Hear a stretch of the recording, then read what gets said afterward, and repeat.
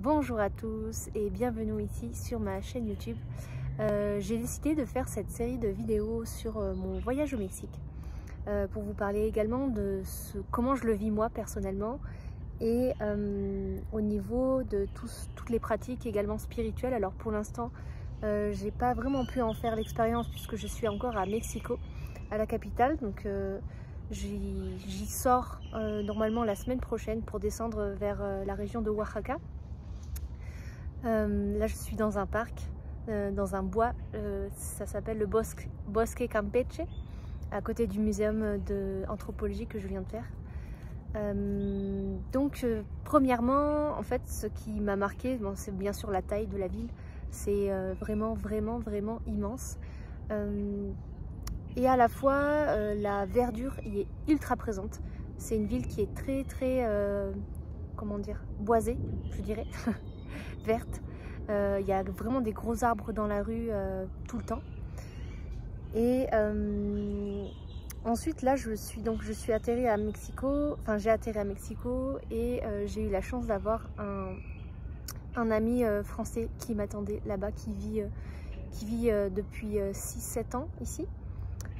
Et donc c'est vraiment très confortable pour arriver parce que bon, je pars seule, je laisse mon amoureux en France et tout ce que je connais finalement pour suivre l'élan de mon cœur en fait. Donc il n'y a pas vraiment de raison pour laquelle je fais ce voyage de manière rationnelle. Et c'est d'ailleurs la source de mes premières peurs dans ce voyage-là, notamment pas mal hier et avant-hier.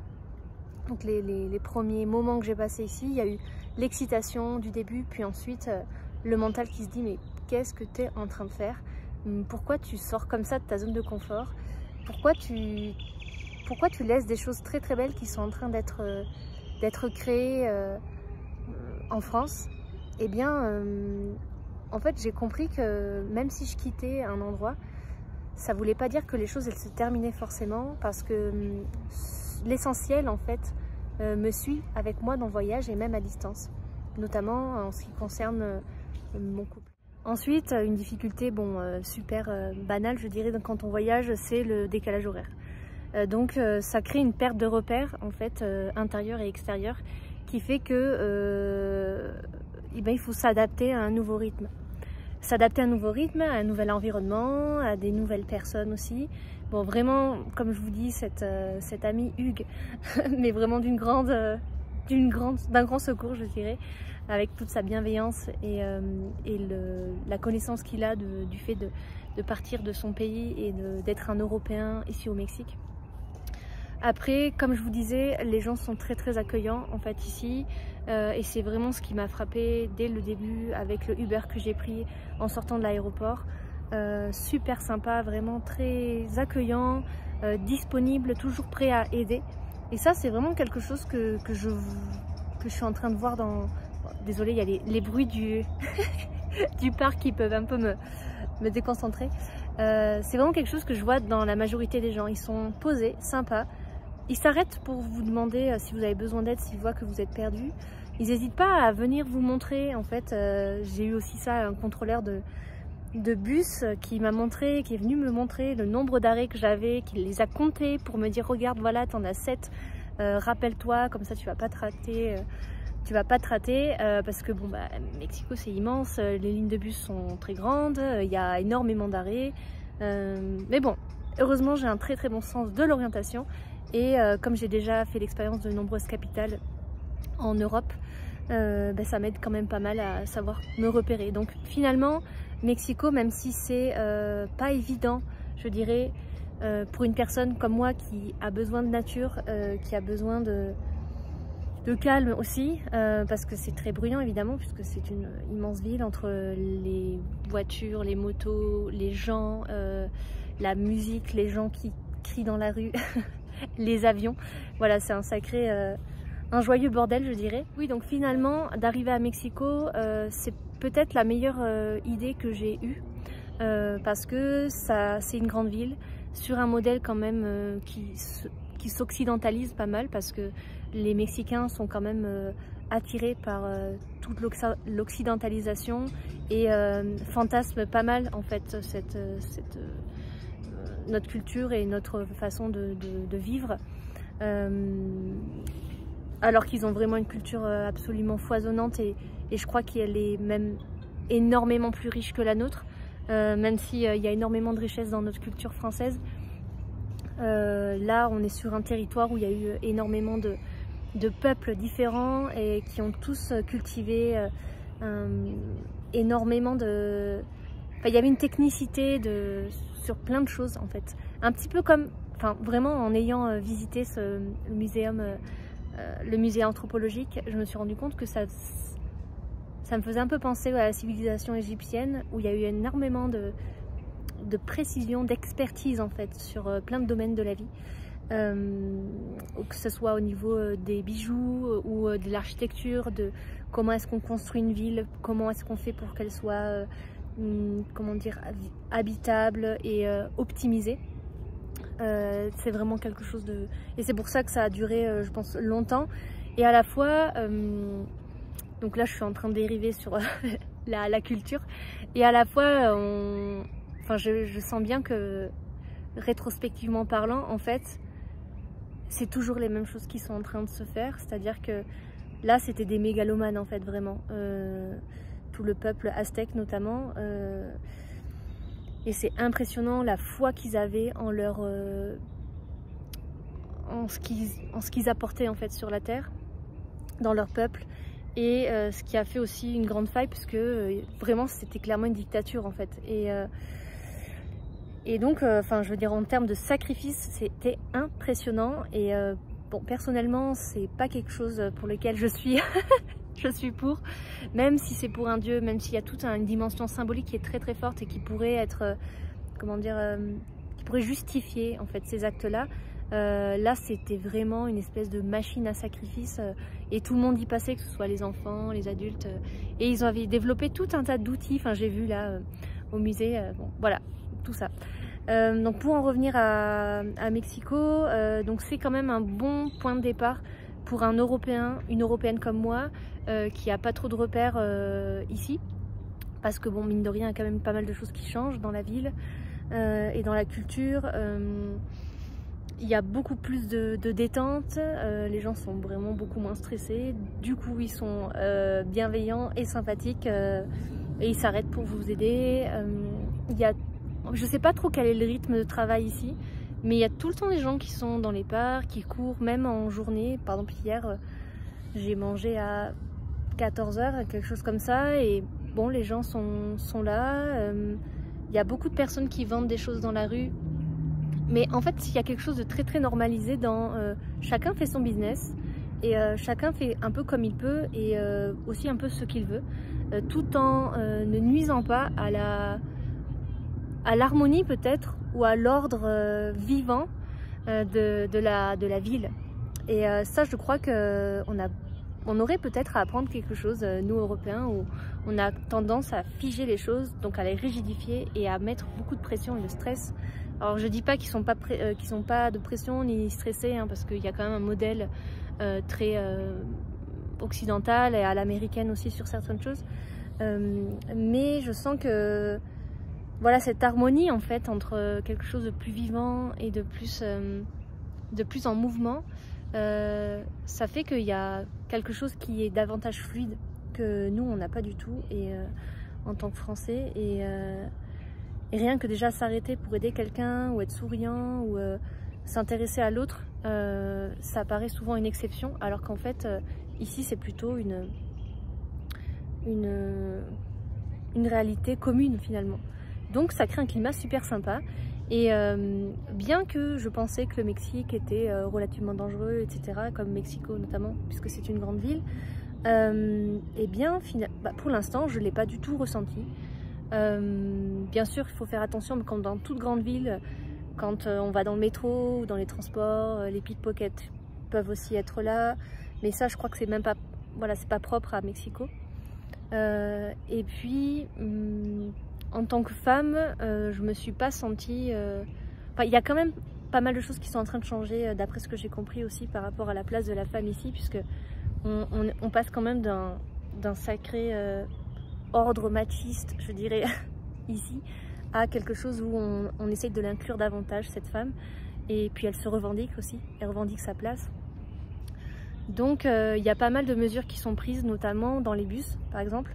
Comme il y a eu un taux d'agression ou d'harcèlement dans les transports qui était assez élevé à un moment donné, ils ont créé en fait une sorte de partie de bus où c'est réservé aux femmes. Alors peut-être ça résout pas totalement le problème, mais en tout cas ça permet de créer un espace où voilà, les femmes peuvent se sentir en sécurité, je dirais, dans le bus, en tout cas comme ça.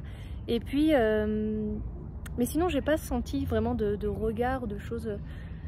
Bien sûr, je suis étrangère, j'ai les yeux bleus, ça se voit à 10 000 km je crois, mais sinon il y a vraiment plutôt une sympathie et un intérêt.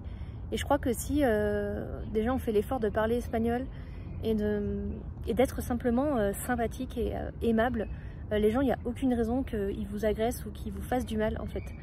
Mais ça, en fait c'est général, c'est pas juste au Mexique, c'est sur la planète entière. Et donc voilà, c'est la suite du voyage, je le sais pas trop. Je pense que je vais descendre à Oaxaca la semaine prochaine. Donc c'est au sud-ouest, donc plus vers le côté pacifique aussi du Mexique, là où il y aura davantage de nature. Et ça m'appelle pas mal parce que même si c'était une bonne idée d'atterrir à Mexico, c'est quand même très stressant. Enfin, en tout cas personnellement, c'est quand même une grande ville, donc il y a beaucoup d'agitation. Et c'est pas trop l'expérience que je souhaite faire non plus du Mexique. Moi, ce qui m'intéresse vraiment, c'est les pratiques voilà, ancestrales, au niveau notamment des plantes, et aussi de toute la médecine naturelle qu'il y a ici. Et puis le tissage et la poterie, donc c'est vraiment plutôt dans l'état de Oaxaca et des Chiapas, où c'est encore très traditionnel, que je vais trouver ce que je cherche à ce niveau-là. Donc pour l'instant, je profite de la vie en ville et puis d'avoir cet ami Hugues qui est quand même très pratique, je dirais, dans le sens où il connaît énormément de choses sur le Mexique et donc ça me permet de comprendre un peu mieux là où j'atterris. Ensuite, ce week-end, je vais découvrir en fait d'autres quartiers parce que en fait c'est comme, en fait Mexico, c'est une ville qui a ensuite englobé toute une série de petites villes. Qui a phagocyté, même ils le disent, qui a phagocyté en fait toute une série d'autres villes autour, donc c'est pour ça que ça s'est étendu à cette taille-là. Et donc chaque quartier est comme vraiment une petite ville à chaque fois, donc ça prend au moins pas mal de temps. Il y a un écureuil qui vient de passer derrière moi. Ça prend pas mal de temps en fait à visiter. Donc voilà, ce week-end j'irai à Tepito, c'est un des plus vieux quartiers de Mexico. Et puis je pense aller aussi vers Tula. C'est un autre site archéologique qui est un peu moins connu, enfin par nous en tout cas, qui est moins connu que celui de Teotihuacan, qui est vraiment emblématique avec cette pyramide du soleil et cette pyramide de la lune, que je vais visiter la semaine prochaine. Voilà, j'essaye de faire un maximum de visites en fait avant de partir de la ville. Et puis peut-être que je prendrai le temps aussi de m'offrir des massages ou du yoga ou quelque chose qui a à voir avec le bien-être, parce que voilà, ça a généré quand même pas mal de tensions émotionnelles en tout cas. Et voilà, en tout cas justement pour ce côté émotionnel, j'avais envie de rajouter que en fait je fais vraiment l'expérience en ce moment de sortir déjà, oui, bien sûr, de ma zone de confort et de devenir vraiment consistante en fait, parce que là même si voilà, j'ai cette amie ici et que les gens sont bienveillants, je connais encore peu de personnes et j'espère d'ailleurs rencontrer d'autres voyageurs ou voyageuses sur la route, parce que ça ferait que ce serait un peu plus sympathique aussi de partager ce voyage, mais ça j'en doute pas, c'est juste que c'est encore le début. Donc voilà, j'apprends à devenir consistante pour moi-même, encore plus, hein, parce que bon, j'ai déjà eu pas mal d'expériences de changement, de déménagement jusque-là. Mais là, c'est encore différent, puisque je peux pas rentrer chez moi comme ça, et puis je sors de ma zone de... Voilà, enfin, j'ai fait 12 heures de vol. je suis à l'autre bout de là d'où je viens, donc et puis c'est une autre culture mine de rien, c'est une autre langue, même si je parle quand même assez bien espagnol. Et en fait de faire l'expérience de devoir se rassurer soi-même, de devenir encore un peu plus autonome au niveau affectif, et surtout de nourrir la confiance et la foi que, comme je vous le disais, les choses qui sont justes en France pour moi, elles me suivent aussi, les relations qui sont justes me suivent, et ce voyage m'a permis aussi notamment de faire un tri dans mes amis, dans les gens voilà, qui nourrissaient, on va dire, la même vision de la vie que moi. Et puis voilà, je pense que c'est avoir le courage vraiment de suivre un élan irrationnel de son cœur, une intuition profonde, et au début, en fait, le mental, il essaye de boycotter le truc parce que c'est grand, parce qu'il y a plein de peurs, parce qu'on se demande si on va y arriver, si on va avoir assez d'argent, si tout va fonctionner, si on va rencontrer des gens sympas, nana. Voilà, en fait, tout ce qui est possible. Et finalement, en fait, quand on lâche ça, et vraiment ce qui m'aide énormément au quotidien, là en ce moment, encore plus qu'avant, mais heureusement je me suis déjà bien entraînée avant, je dirais, c'est la méditation et aussi une pratique du yoga, parce qu'en fait de revenir au corps et à l'intérieur de soi, ça permet de retrouver en fait ses repères, et de reprendre aussi ce pouvoir créateur sur la réalité. Et en fait il n'y a pas de raison que je puisse pas créer ma réalité, que ce soit en France ou au Mexique, parce qu'en fait je reste quand même sur terre, et la vie elle fonctionne de la même façon où que je sois. Donc c'est juste à moi de me rappeler ça et de reprendre en fait en main cette vie là, parce que je peux aussi déjà la créer ici, et j'en fais l'expérience avec des petites synchronicités pour l'instant, mais c'est assez génial, comme cette journée est par exemple ultra fluide. J'oubliais également de vous dire que la nourriture ici est excellente. Bon, par contre je dirais qu'il faut, si on est végétarien, c'est un petit peu compliqué parce qu'ils mettent vraiment de la viande partout. Elle est classée au patrimoine mondial de l'UNESCO. Alors après, les goûts sont vraiment différents de chez nous, vraiment totalement différents. Je pourrais même pas vous décrire les goûts entre le salé, le sucré, le piquant auquel il faut vraiment faire gaffe parce qu'en fait tout est à la base piquant. Après on peut rajouter plus de piquant, mais il y a une espèce de base piquant partout. Et donc c'est aussi très bon, c'est relevé, c'est goûteux. Mais voilà, disons qu'il y a beaucoup de viande partout. Après, ils ont encore pas comme une habitude de la qualité alimentaire, parce qu'il y a, comment dire, le prix de la vie ici est très très bas, ce qui fait que nous, en tant qu'Européens, en fait, on est vite riches. Pour vous donner une idée, on peut manger pour 1 € ici un plat. Et ça fait genre par exemple une trentaine de pesos, ça fait déjà 1 €, 1,50 €, vous voyez. Donc par exemple, là, pour vous donner une idée, j'ai payé 3000 pesos la semaine que je passe dans la chambre, dans le studio que j'ai, et ça vaut 113 €, quelque chose comme ça. Donc vous voyez qu'on est vite finalement arrivé à beaucoup de pesos. Ah oui, aussi autre truc assez drôle que j'ai notifié, c'est que les gens ici s'embrassent ultra facilement dans la rue et de manière très langoureuse, je dirais, alors que ici en France on est très très pudique là-dessus. C'est assez drôle d'ailleurs de le voir, les gens n'ont aucune gêne, et vraiment qu'ils soient en costard ou autrement, enfin toutes les classes font la même. Donc je vous ferai d'autres vidéos par la suite, la semaine prochaine notamment, puisque je compte bouger. Je vous montrerai aussi, je pense, les temples de Teotihuacan, donc du soleil et de la lune. N'hésitez pas aussi à me suivre sur Instagram si vous voulez avoir des choses un peu plus spontanées et moins longues aussi. Et puis n'hésitez pas à commenter cette vidéo, à me suivre, à mettre aussi la petite cloche, je crois, la notification qui est possible, à vous abonner en fait, pour continuer l'aventure avec moi, parce que je pense que ça va durer un petit moment. Et ça me remplit de joie de plus en plus, enfin je me reconnecte à cette joie en tout cas de plus en plus, voilà. Merci en tout cas d'être là, et au plaisir de partager avec vous.